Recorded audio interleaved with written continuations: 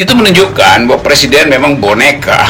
Karena nggak ada orang yang anggap apa yang diputuskan oleh presiden. Presiden memang dalam status dikendalikan. Nah, boneka itu kan dikendalikan, puppet yang dalangnya itu ada di dalam semua institusi.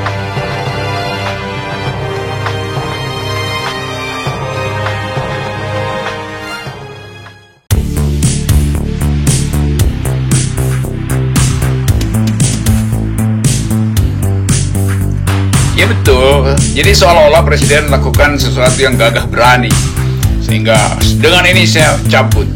Ya ini juga sebetulnya kekacauan, karena yang dimaksudkan dengan mencabut itu kalau sesuatu ditanam oleh orang lain baru dicabut. Ini kalau dia tanam sendiri dia cabut, itu konyol namanya kan. Kan mestinya publik ingin dengar, gila, MUI bilang begini, Muhammadiyah, KMI, orang mendengar apa pembelaan presiden gitu, supaya ada debat tentang isu itu. Jadi kalau tiba-tiba presiden bilang, oke, saya dengan gagah perkasa mencabut, lalu apa artinya? Orang bertanya, kalau begitu Anda nggak paham dong apa yang Anda buat itu. Kan mesti dia pertahankan. Ini kayak skripsi diganggu sedikit oleh penguji, ya saya tulis ulang. Lo mesti pertahankan skripsi itu. Jadi presiden mempertahankan skripsi aja nggak bisa itu.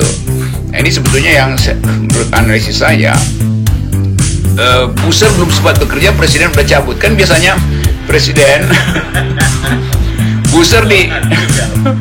Buser disebar dulu untuk membela kebijakan presiden. Kalau busernya keok, nah baru presiden ambil alih. Ini sayang tuh. Jadi fungsi buser apa kalau begitu kan? Nih melanggar hak buser untuk marah sebetulnya nih. Itu udah terjadi sebagai gejala sosial. Itu memperlihatkan bahwa presiden tidak mampu untuk mengolah apa yang dia hasilkan. Jadi sebetulnya kan itu orang menganggap ya sekalian aja kalau Anda cabut lampiran itu, cabut juga undang-undang payungnya tuh. Itu sama seperti presiden bilang, udah daunnya udah saya pangkas. Bukan soal daun, ini akar. Jadi lampiran itu cuma daun, akarnya tetap pada undang-undang Omnibus Law yang semangatnya sama, yaitu memberi peluang pada korporasi untuk mengeksploitasi bahkan sumber daya alam kita. Kalau cuma miras itu kan soal kecil sebetulnya tuh. Ada yang lebih gede nih soal perpres yang akan muncul untuk membackup hak korporasi untuk menguras sumber daya alam, dipermudah segala macam. Kan ini juga satu paket. Jadi pada presiden nanti kita bayangkan berkali-kali beliau tampil di TV itu, saya sudah membatalkan perpres ini. Itu berapa banyak perpres yang akan dia batalkan nanti berkali-kali. Udah batalin aja sekaligus undang-undang Omnibus Law. Lalu dia dianggap wah gagah perkasa itu. Ya kalau cuma soal lampiran itu, menghilangkan lampiran itu soal teknis aja lah. Jadi terlihat juga konyol, belum ada perdebatan, udah itu sama seperti orang nonton Mike Tyson waktu itu tinju sama siapa yang dalam 1 menit selesai. Kan orang mau nonton tinju itu ya paling nggak 4 ronde 5 ronde lah. Ini presiden juga lempar handuk dalam soal yang baru dimulai.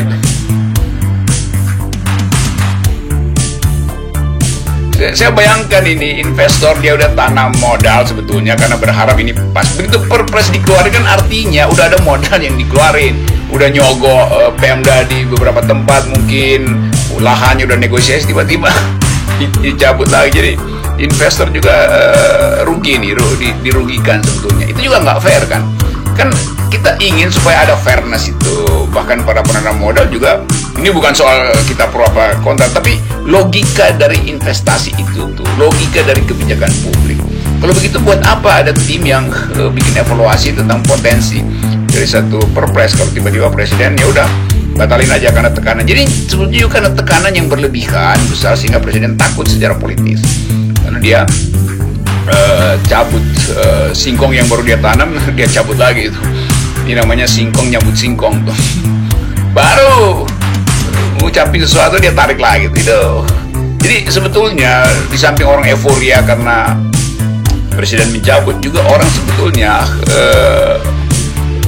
euforia karena menyaksikan sesuatu yang lucu itu, dan nggak ada satu konsistensi di dalam upaya untuk membuat kebijakan. Jadi intinya adalah inkonsistensi di dalam membuat kebijakan itu berbahaya karena bisa berlangsung di soal-soal yang lain.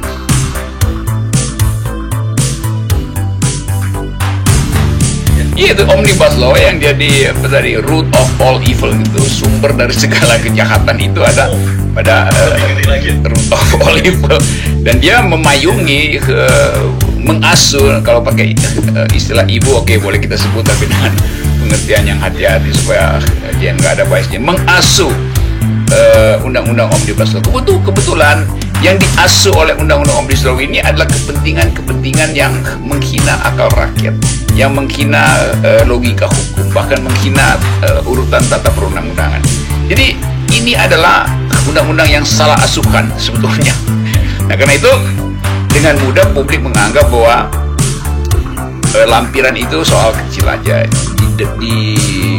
Di atasnya ada potensi presiden melakukan hal yang sama, yang nanti juga dibuatkan perpres dengan lampiran, karena masih ada undang-undang besar yang melindungi hak presiden untuk mengeluarkan perpres, bahkan harus mengeluarkan perpres karena isu itu atau item itu sudah ada di dalam undang-undang omnibus law. Berbanyak, terutama yang saya khawatir ada dalam soal environment, lingkungan hidup.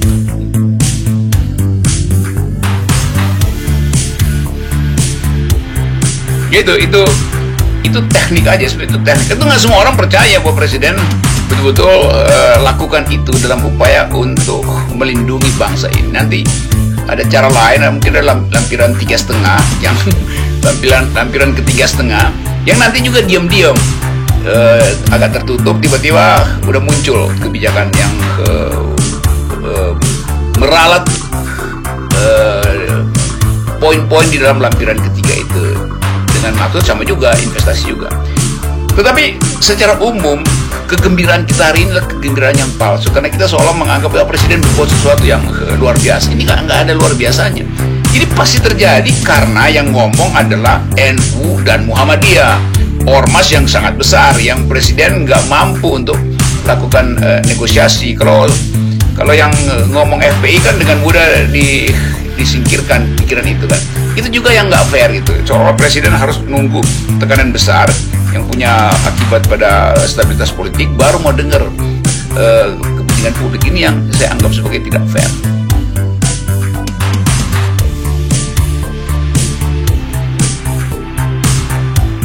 Enggak, ini bagian dari strategi istana untuk menguji opini publik sampai di mana ya bisa kita mainkan. Jadi sebetulnya ini cuma pancingan kecil aja, karena ini status lampiran. Coba menyangkut omnibus law, itu dia abaikan aja. Padahal sebetulnya seluruh ekses dari kebijakan yang aut-autan ini disebabkan oleh ada undang-undang induk yang namanya omnibus law. Jadi itu yang mestinya dievaluasi atau bahkan dibatalkan. Sampai sekarang kan itu digantung sebagai problem. Dan itu sebagai problem politik yang mesti diselesaikan oleh presiden melalui undang-undang derivat macam-macam, itu undang-undang teknis. Tetap orang masih ingat bahwa tunggu, ini adalah omnibus law. Jadi presiden juga gagal untuk membujuk publik supaya percaya ini saya sungguh-sungguh loh. Ya betul, tapi itu cuma daun yang Anda potong, akarnya Anda nggak cabut, kan itu kan. Jadi kasihan juga nih presiden dipermainkan oleh oligarki yang tetap menginginkan supaya omnibus law itu menghasilkan akumulasi secara cepat-cepat pada mereka, karena ini adalah investasi.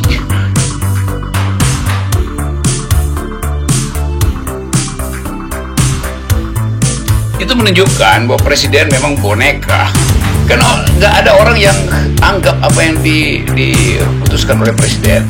Jadi saya bilang presiden ya, bukan Pak Jokowi yang boneka. Jadi presiden memang dalam status dikendalikan. Nah, boneka itu kan dikendalikan, puppet yang dalangnya itu ada di dalam semua institusi.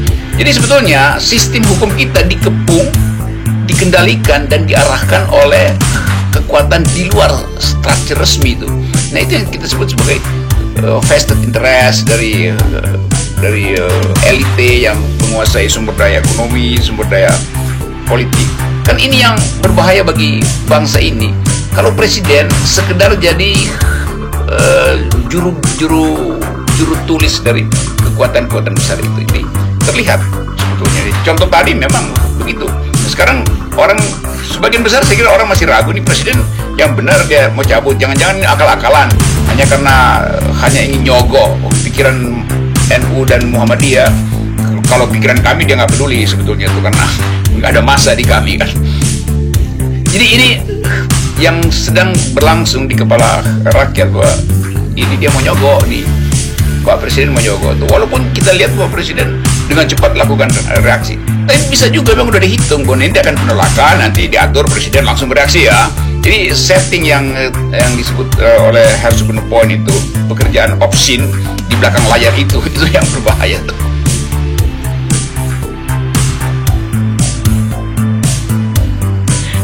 Ini ujian-ujian beginian yang kalau satu kali ya orang paham bahwa, tapi pola ini kan orang tahu bahwa ya presiden selalu memanfaatkan situasi macam ini untuk pencitraan. Saya sekarang pro rakyat ya karena saya mendengar suara kan beliau mulai dengan diktum itu kan dengan kalian tuh setelah mendengarkan ini lo bukan baru sekarang rakyat mengucapkan pikiran itu di Omnibus Law, bahkan seluruh rakyat yang terpelajar sampai pelajar kelas menengah mengucapkan itu. Kenapa presiden nggak mau dengar? Kan sama aja kan. Jadi undang-undang miras itu intinya sama dengan undang-undang perpres miras itu sama dengan Omnibus Law. Bahkan lebih berbahaya Omnibus Law. Undang-undang miras itu statusnya bisa dibatalkan dalam 2-3 jam. Nah ini undang-undang Omnibus Law yang menjadi induknya tuh. Kan dari situ timbul problem ini nih. Kalau nggak ada Omnibus Law, nggak ada undang-undang miras itu. Jadi memang kita harus baca secara terbalik bahwa undang-undang Omnibus Law itu dibuat sedemikian rupa untuk menghasilkan perpres-perpres yang bermasalah. Kalau dia terlihat bermasalah, oke, minta maaf. Kalau nggak terlihat atau disembunyikan, oke, jalan terus. Jadi kelucuan dan kecurangan itu yang harus diperhatikan oleh mata publik.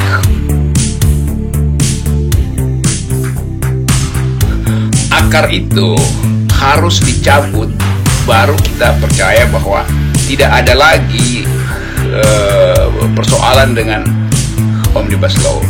Nah, selama ini itu mungkin pasti berbahaya karena itu ada kepentingan partai di dalamnya. Jelas saja kalau cuma perpres mah itu kan perpres adalah tindakan presiden untuk mengaktifkan undang-undang. Jadi dia sendiri yang milih untuk mengaktifkan itu. Sekarang dia batalkan sendiri, lalu orang tepuk tangan. Lalu orang semacam ini justru yang mesti pelintir kupingnya dengan mengatakan, kita udah bilang itu dicabut. Di mana di Omnibus Law, bukan yang sekarang. Jadi lucu bahwa presiden mencabut sendiri sesuatu yang baru dia ucapkan dan orang anggap ini dia senang sendiri kan, saya udah cabut loh. Jadi kegembiraan itu sebetulnya palsu. Karena bukan itu substansinya tuh. Ya saya bayangkan Presiden Jokowi hari ini bergembira itu. Dia kalau orang Medan bilang sur sendiri itu. Tapi publik nggak lihat itu. Publik teranggap ada yang lebih besar dan itu yang akan ditagih lagi, yaitu batalkan undang-undang Omnibus Law. Saya ucapkan ini untuk mengingatkan peran dari mak-mak, peran dari intelektual yang menginginkan itu dibatalkan, bahkan perang dari anak STM itu.